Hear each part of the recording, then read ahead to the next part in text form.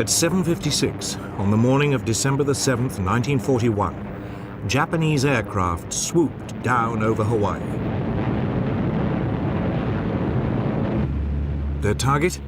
The U.S. Pacific Fleet at anchor in its base at Pearl Harbor.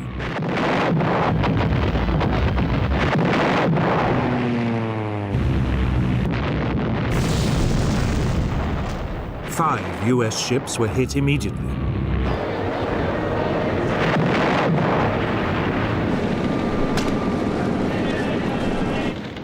A few minutes later, more Japanese aircraft joined in.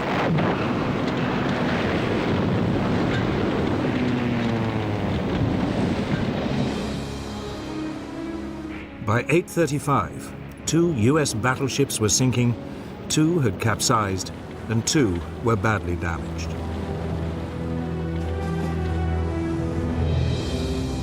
A 7th battleship, the Nevada, slipped her moorings and was heading out to sea when she too was caught and forced to beach.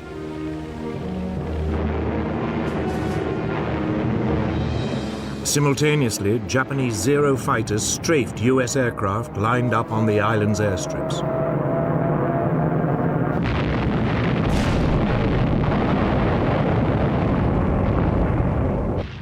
They also shot up nearby army barracks.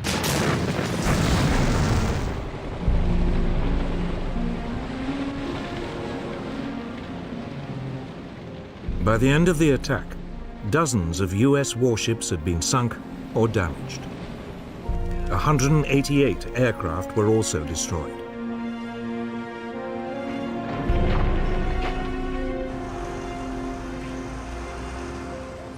The next day, U.S. President Franklin Roosevelt declared war on Japan.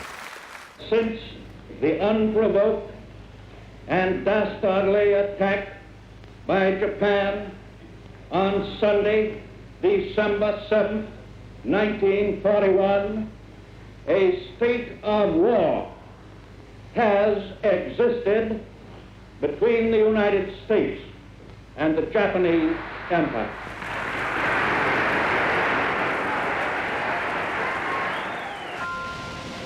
The stage was set. Could Japan knock out the United States with a swift blow before the huge might of America ground it down? It would become one of the great conflicts of World War II.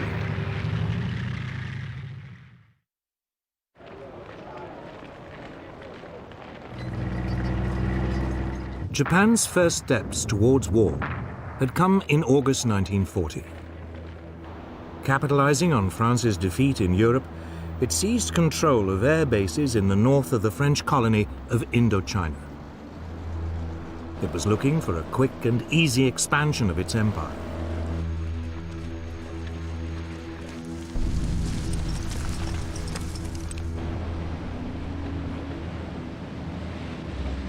A year later, it issued an ultimatum demanding the use of all French air bases throughout Indochina. When the French hesitated, the Japanese invaded and seized control of the entire colony.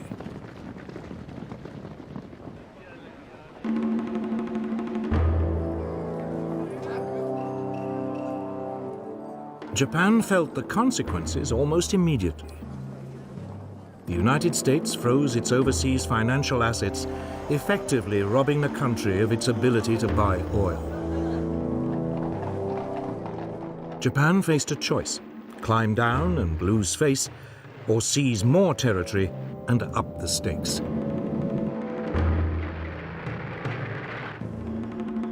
For a new Japanese government, under the aggressive General Hideki Tojo, there was no question about which course to take. Japanese army and navy commanders were told to prepare for a swift war to occupy all the far eastern territories controlled by Britain, France, the Netherlands, and the United States. The country was expecting a swift victory.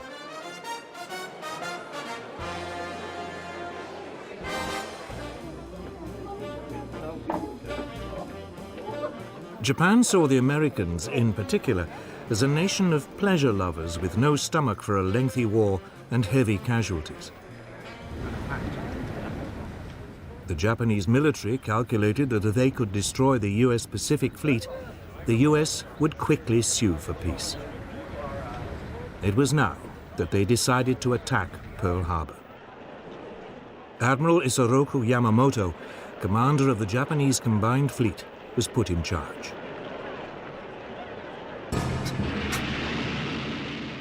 He had 10 battleships, 10 aircraft carriers, and the world's most advanced naval aircraft.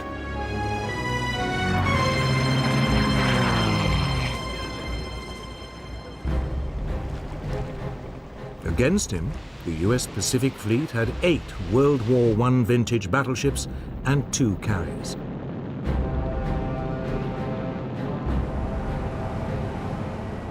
Yamamoto planned the attack with great care. He would hit the US fleet in Pearl Harbor on a Sunday, since, according to intelligence reports, it usually spent the weekends in port.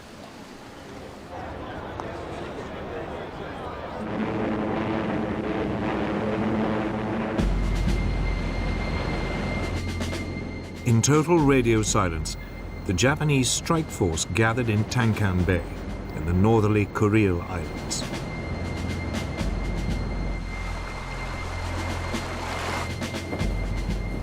The fleet set sail on November the 26th, 1941.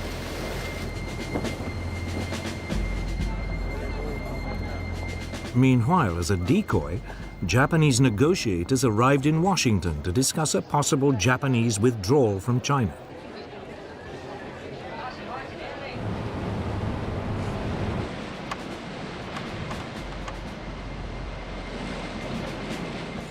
The Japanese fleet refueled after several days at sea. 3 days later, it was off Hawaii. The Americans were still blissfully unaware that anything was wrong.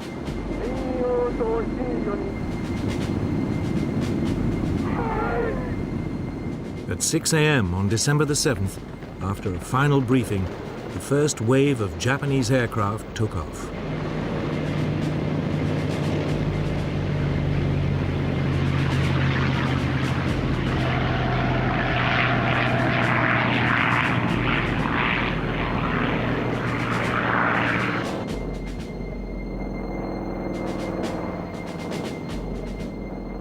As the Japanese aircraft dived into the attack, US personnel was still just stirring on a fine Sunday morning.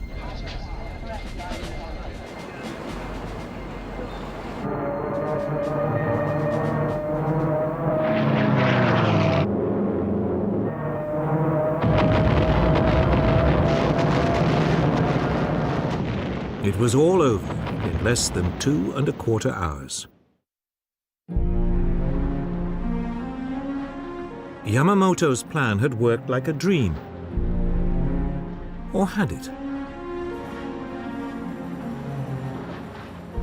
There was only one problem.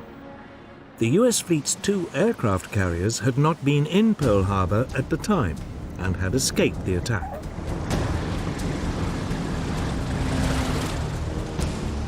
Yamamoto's main aim of crippling the US Pacific Fleet had only partially succeeded.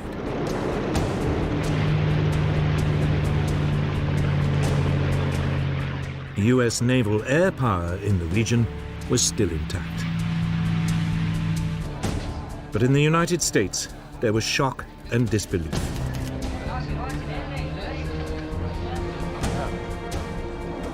It quickly turned into a mood of fury and determination. Angry mobs attacked the Japanese embassy. Japan had disturbed the sleeping giant. The US Secretary of the Navy, Frank Knox, spoke for many. The Japs started this war. We are going to finish it.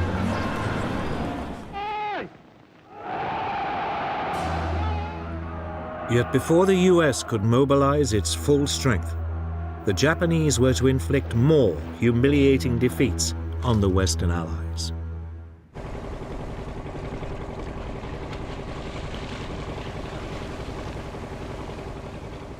In December 1941, as America was licking its wounds after Pearl Harbor, Japan launched a series of attacks on Western colonies in Southeast Asia. It thought it had knocked out America. Now it moved against Britain and its colonies.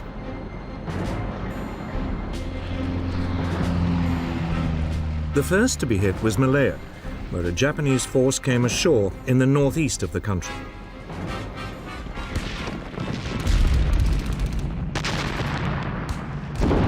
The plan was that it should make its way south down the east coast.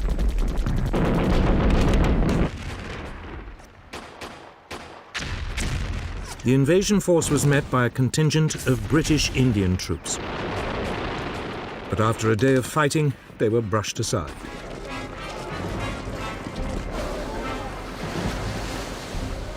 Meanwhile, further north in Thailand, a second Japanese landing was unopposed. 30,000 Japanese troops were soon making their way down the western coast of Malaya.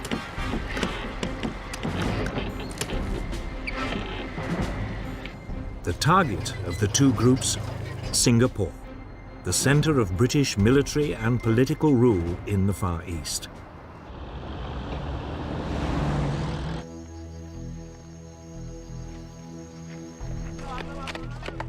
Britain had turned the island into what it believed was an impregnable fortress. But all the guns pointed south, out to sea. The Japanese were approaching by land from the north.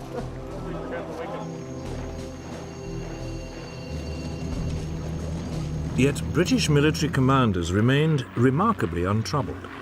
They didn't rate the Japanese as fighting men and believed the Malay jungle was, anyway, virtually impassable.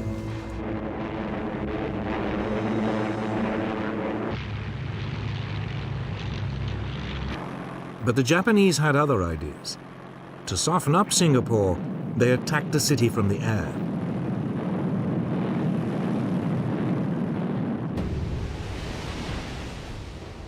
Britain sent the new battleship Prince of Wales and a battlecruiser, Repulse, to attack Japanese troop convoys. They were met by Japanese bombers.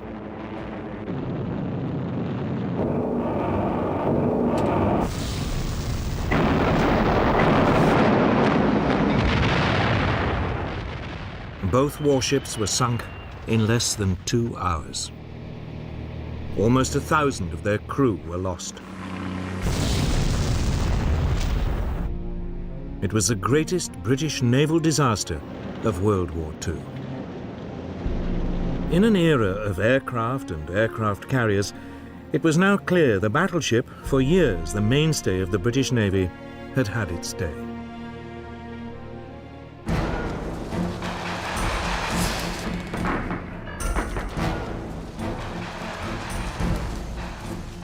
Back on land, the Japanese continued to head south towards Singapore. On January the 11th, 1942, Kuala Lumpur was captured. The British forces fell back and withdrew to Singapore.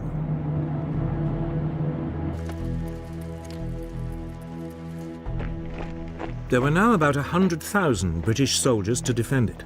They faced a force of only 30,000 Japanese.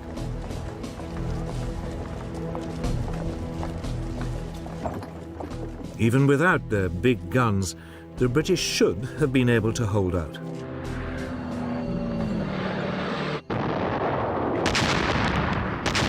The Japanese launched an assault in early February. It was supported by more airstrikes.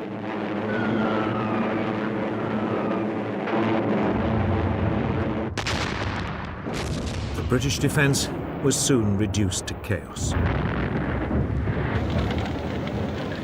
Civilian casualties began to escalate.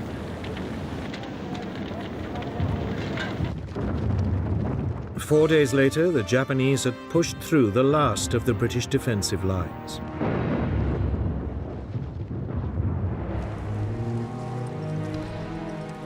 commander, General Arthur Percival, surrendered with over 90,000 men.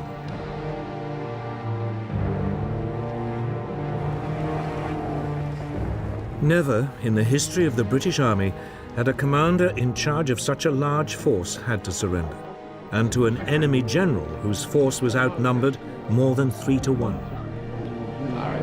Britain's 200-year-old power and prestige in the Far East had been wiped out in just 10 weeks. But it wasn't the only disaster.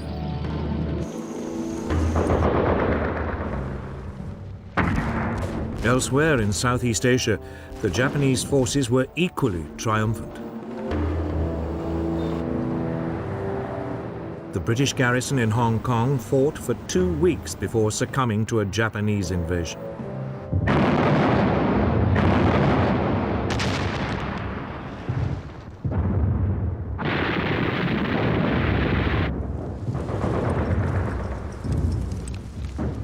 In the Philippines, America fared no better.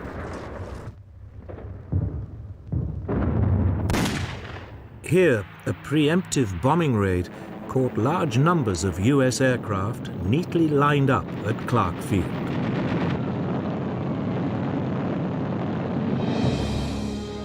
Most were destroyed.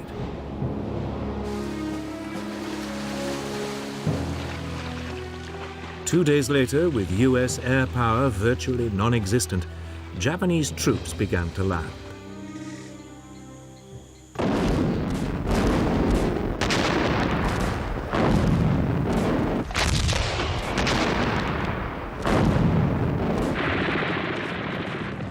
The local Philippine troops melted away.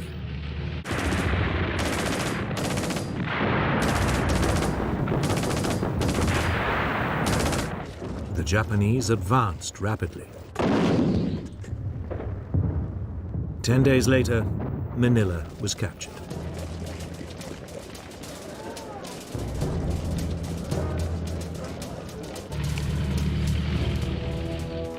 The US soldiers were forced to withdraw to the Bataan Peninsula. Here they hoped to hold out until a relief force could be sent. It never came.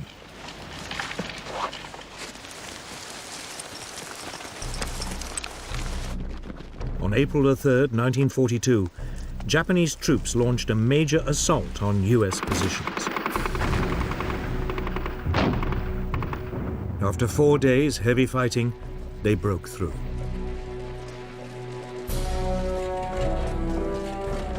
The Americans surrendered 2 days later.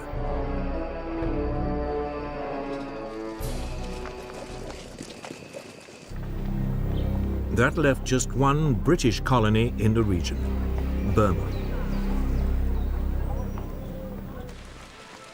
In early 1942, Japanese forces pushed into the south of the country. The British defences had been utterly neglected. There were only some 15,000 men defending the country. They were no match for the Japanese.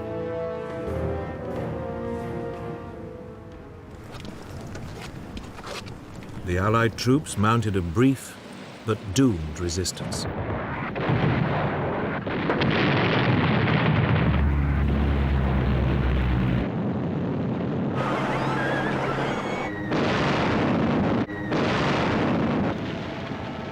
Less than 2 months after invading Burma, the Japanese had seized the capital, Rangoon. 8 weeks later, the British had been pushed entirely out of the country. In just under 6 months, the Japanese had seized control of the whole eastern rim of the Pacific. Their Oriental blitzkrieg had been swift and crushing. Yet already, there were warning signs that they were not as powerful as they appeared.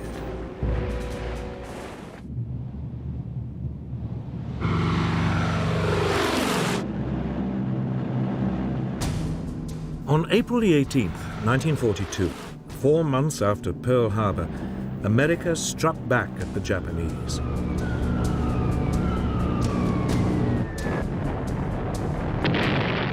US bombers flying low over Tokyo dropped bombs on the city close to the Emperor's Palace. Others struck Yokohama, Kobe, and Nagoya. The raid, authorized by President Roosevelt himself, was daring in the extreme.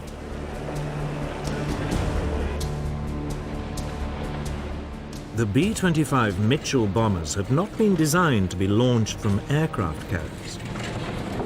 They barely managed to lumber off the deck of the USS Hornet, which had brought them to within 700 miles of the Japanese capital.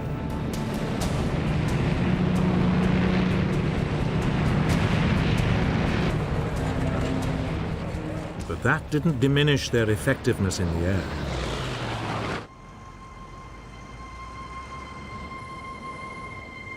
In Japan, the raids caused profound shock. After their runaway successes of the past 4 months, they had never expected an attack on their homeland.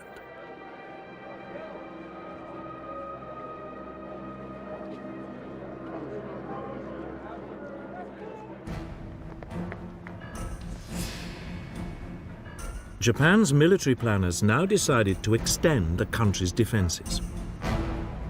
If they could seize additional strategic outposts in the Pacific, they could attack and destroy Allied forces before they even came close to the homeland.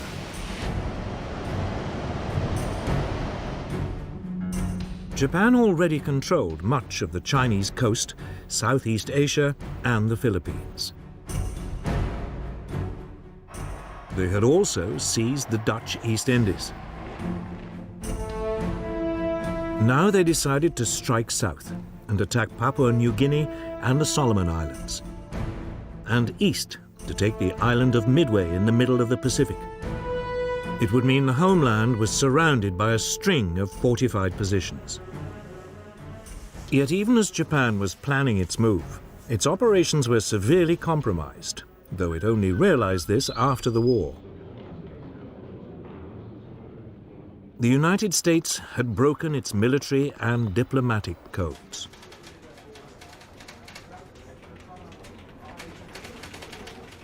By spring 1942, the US Navy's code-breaking team in Hawaii was reading enough messages to give it a remarkably accurate insight into Japan's intentions. So it was that the US Commander-in-Chief in the region, Admiral Chester Nimitz, learnt the details and timing of Japan's planned invasions of the Solomon Islands and Papua New Guinea.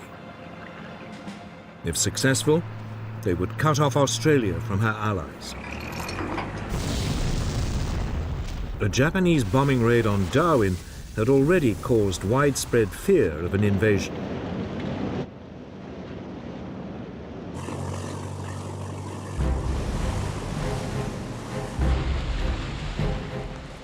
In early May 1942, the Japanese plan to widen its defensive perimeter was launched.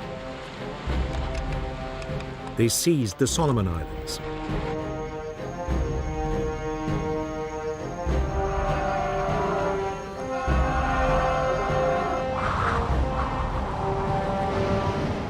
Two days later, the Japanese carrier force entered the Coral Sea in preparation for the main assault on Papua New Guinea.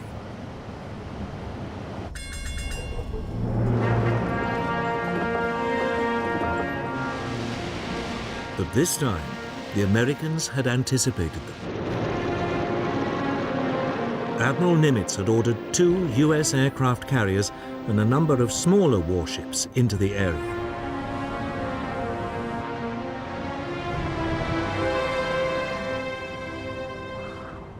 For 2 days, the rival fleets searched for each other.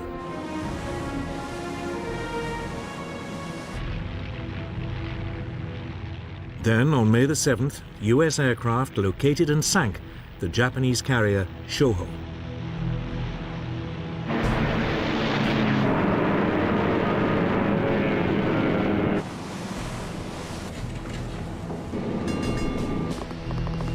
Battle of the Coral Sea was underway.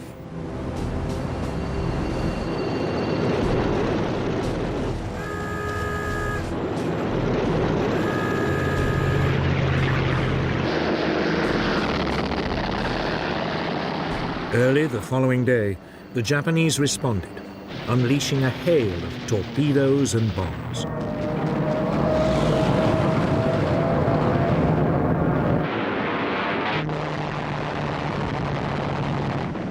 To begin with, the U.S. aircraft carrier Yorktown managed to avoid the Japanese torpedoes.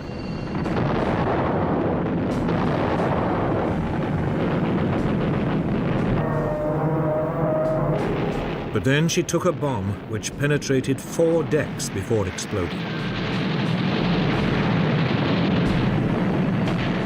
37 men were killed.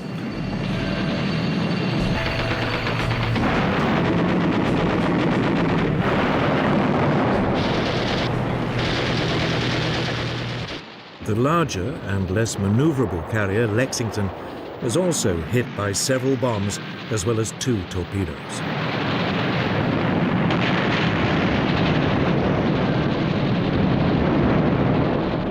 She developed a heavy list to port.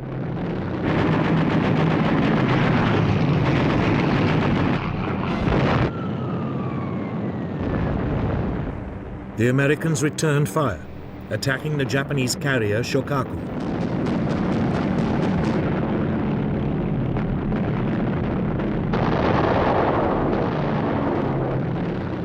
The first U.S. raid was blunted by Japanese Zero fighters, which forced the U.S. Douglas Devastator bombers to drop their torpedoes too far out. All the torpedoes missed.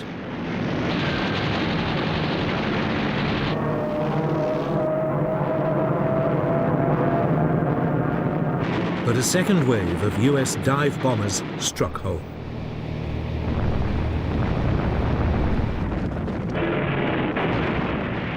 The Shokaku's deck was so badly damaged, she could no longer be used by aircraft.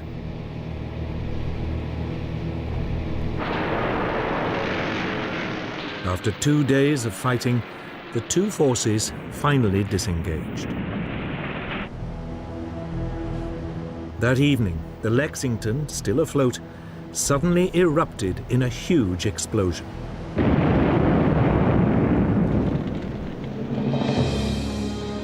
There had been an undetected leak of aviation fuel that had caught fire.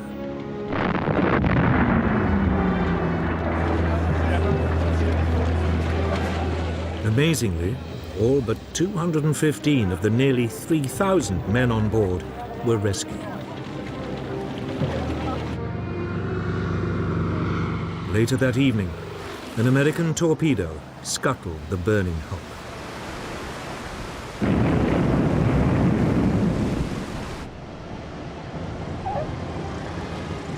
The Battle of the Coral Sea was, on paper, a draw.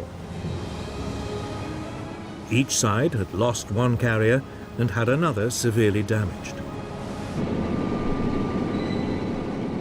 Strategically, however, it was a major U.S. success.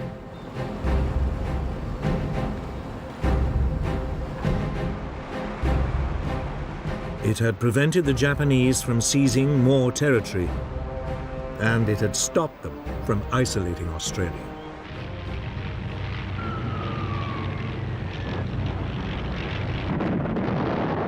The Battle of the Coral Sea marked a new era in naval tactics. It was the first major sea battle in which the opposing ships were completely out of visual contact. It was fought, instead, by aircraft flying from carriers.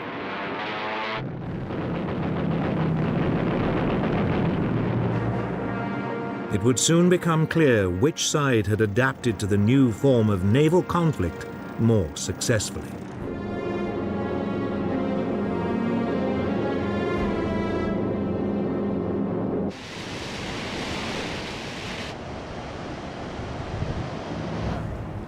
By the late spring of 1942, Japan and America were deadlocked.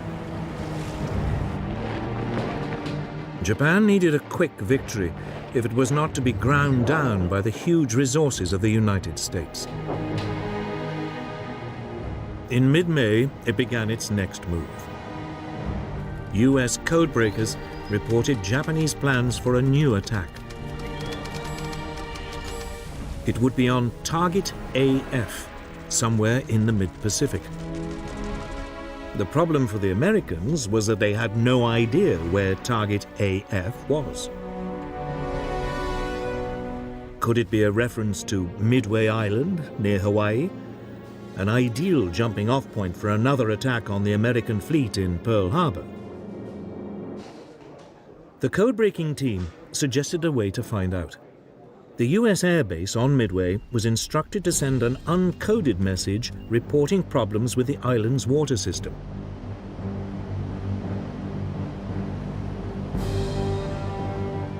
Almost immediately, the code breakers intercepted a Japanese signal that Target AF was having water supply problems. Admiral Chester Nimitz now knew exactly where the enemy would strike.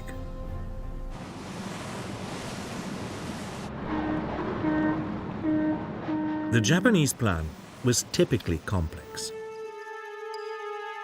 A diversionary attack on the Aleutian Islands in the North Pacific would draw away part of the US fleet, while Midway was seized by an occupation force. The Americans would be obliged to hurriedly commit their carrier force to retaking the island.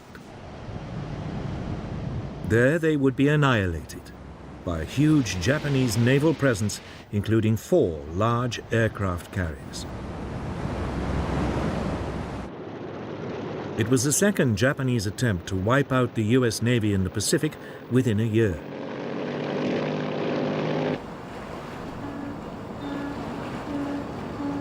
Forewarned, the American carriers left port and moved to a position where they could ambush the Japanese.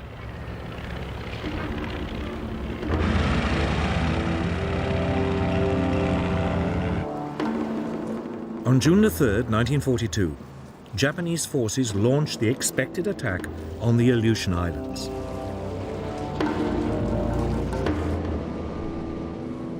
Nimitz didn't respond.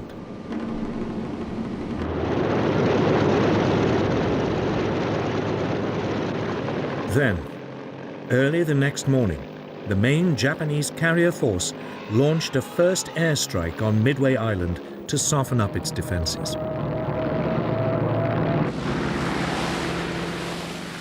US warplanes from the island intercepted them. Most were outdated Brewster Buffaloes and were easily shot down by the more agile Japanese Zero fighters.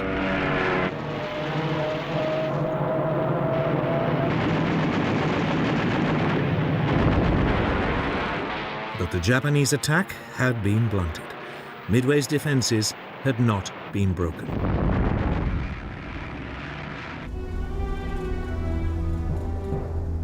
The Japanese commander, Admiral Chuiki Nagumo, faced a difficult decision. He'd kept some of his aircraft in reserve, loaded with munitions designed specifically for attacking ships, just in case the US fleet was spotted.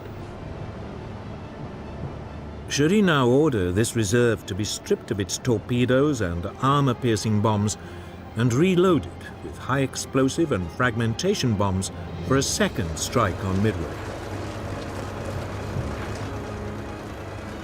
It would leave him ill-equipped to take on the US Navy, but he calculated it was a risk worth taking. Then, just as the reloading was underway, he received unwelcome news. A US naval force had been spotted. Was this the US carrier force or a smaller, less significant fleet of ships? Nagumo was in a dilemma. Should he continue with the second strike on Midway, or should he once again re-equip his bombers to take on the US vessels?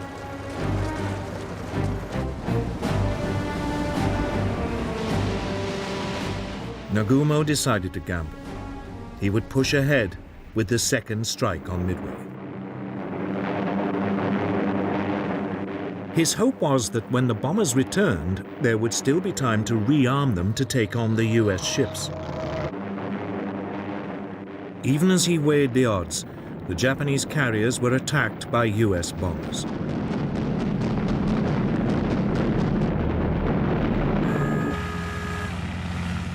Every available Japanese Zero fighter was scrambled before the US bombers were repelled.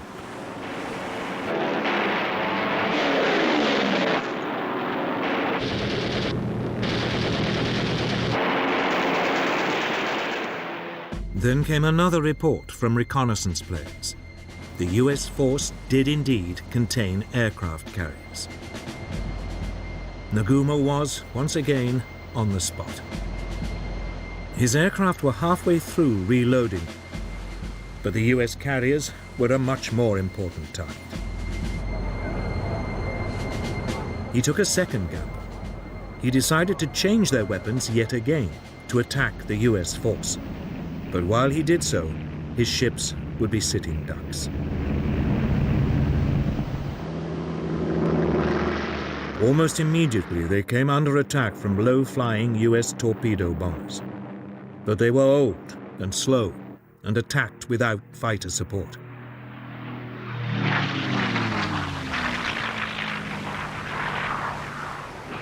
As they approached the Japanese fleet, they were rapidly shot down.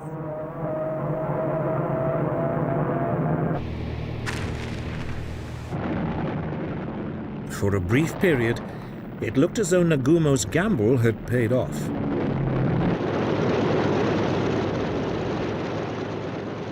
Then, just as his bombers had been reloaded and were ready to take on the US carriers, disaster struck. US dive bombers, approaching unseen at high altitude, hurtled down on his ships. The Japanese were caught completely by surprise. Nagumo had gambled once too often and was now at the mercy of American air power.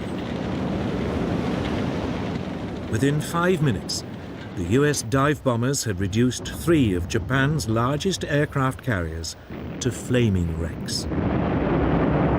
All would later sink.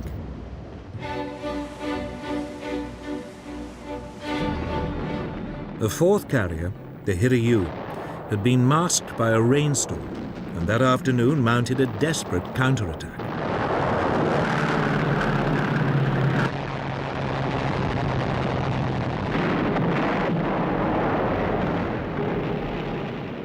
The US carrier Yorktown was severely damaged.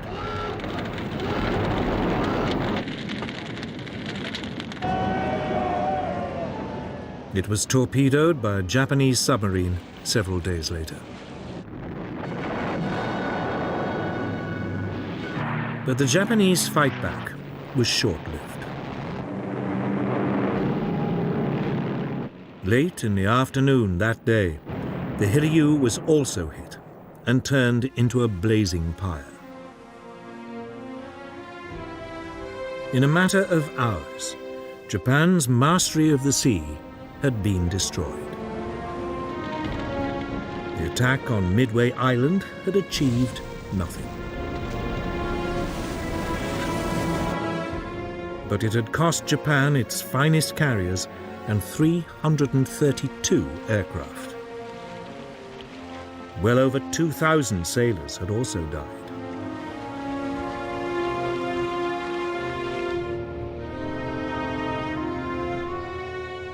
America now ruled the waves in the Pacific. Yet Japan was still undefeated on land and a powerful threatening force in the air. In the coming months, it would try to maximize these advantages.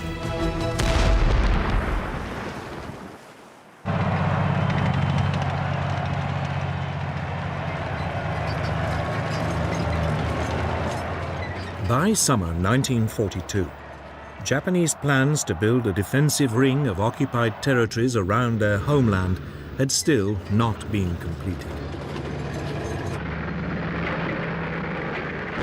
Heavy losses at sea had frustrated their attempts to grab Papua New Guinea and islands in the Central Pacific. Japanese planners now came up with a new plan. If they couldn't do it by sea, they'd do it by land.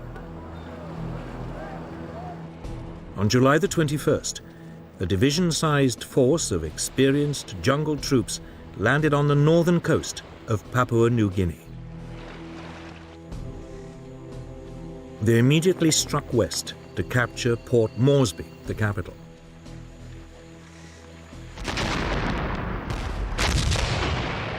Progress was swift at first. The small Australian defence force was completely outnumbered.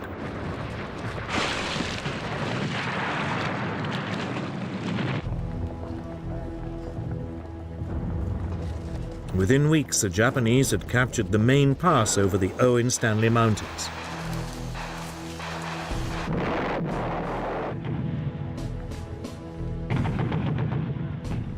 They then halted to await reinforcements before the final push on Port Moresby.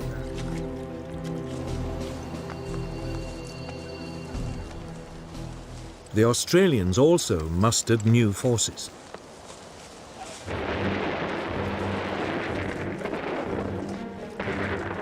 When the Japanese moved off again, they now met much stiffer resistance.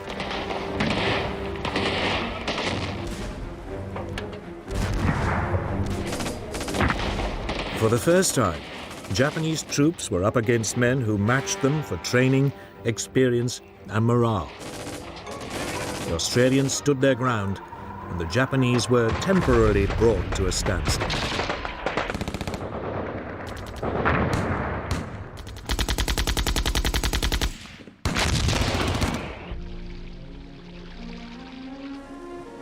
But conditions in the jungle were appalling.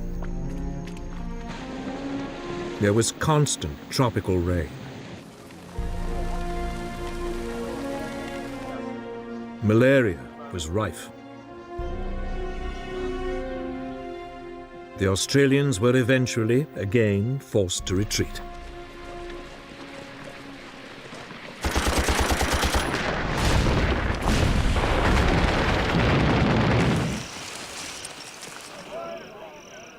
After 2 months of grim fighting, the Japanese were within 30 miles of Port Moresby.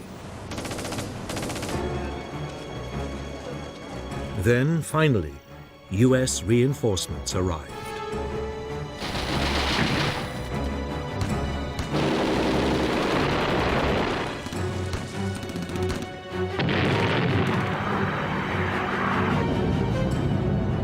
Through September and October, the Japanese were, in their turn, forced back.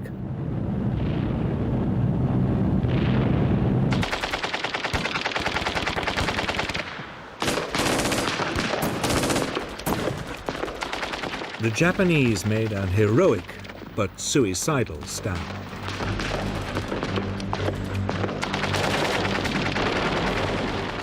Many chose to die fighting rather than surrender.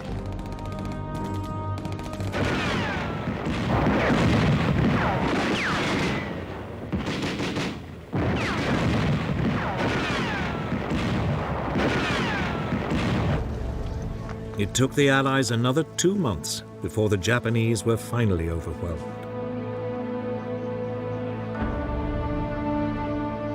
It had been a bloodbath.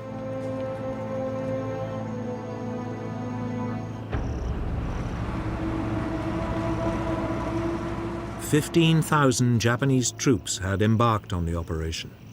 Only 3,000 got away.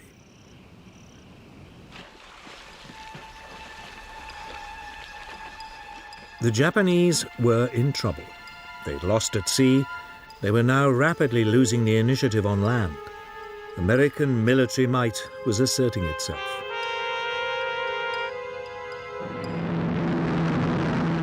There was only one alternative left: air power.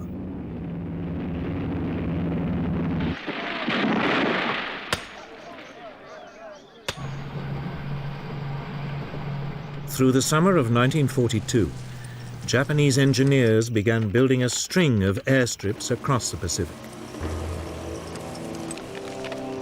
One was on the island of Guadalcanal in the southern Solomon Islands. It was particularly well situated to threaten US convoys heading for Australia. It would become the focus of an epic battle.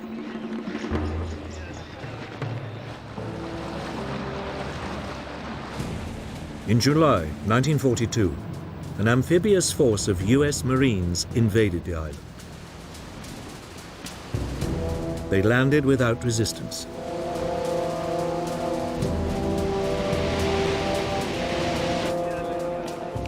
The plan was to capture the half-built airstrip, complete it, and then turn it into a US base.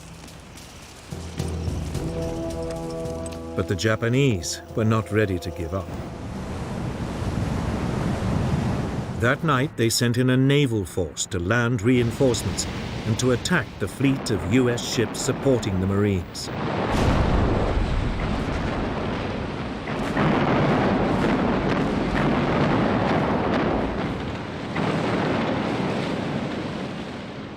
In a dazzling display of night fighting, the Japanese cruisers sank 4 Allied warships and drove the rest out to sea.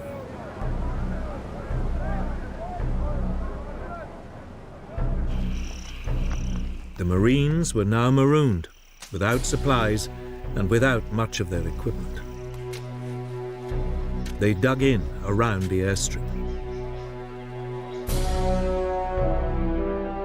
Despite constant bombardment, using construction machinery left behind by the Japanese, they pushed ahead with the completion of the airfield.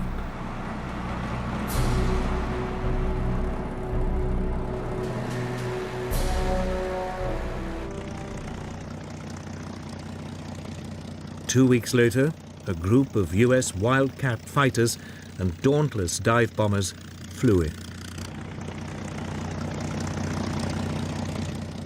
They were not a moment too soon.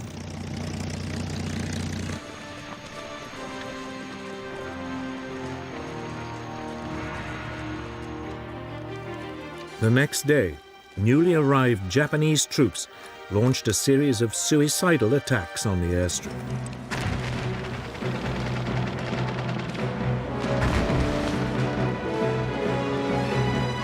Over the following months, wave after wave of fanatical troops were thrown into the battle.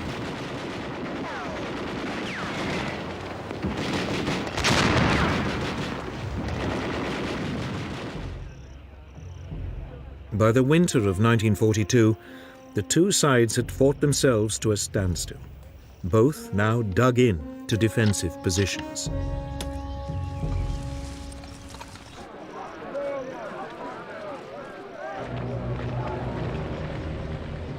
Then, in December, the exhausted US Marines were replaced by fresh troops.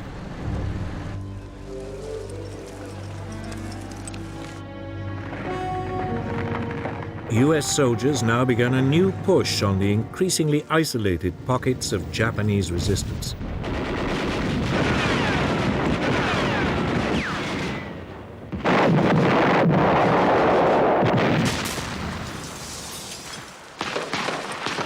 By early February 1943, the Americans had finally won control of Guadalcanal.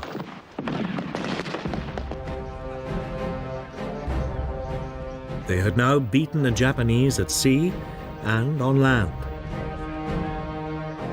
They had even denied them access to the air. The Oriental Blitzkrieg had failed.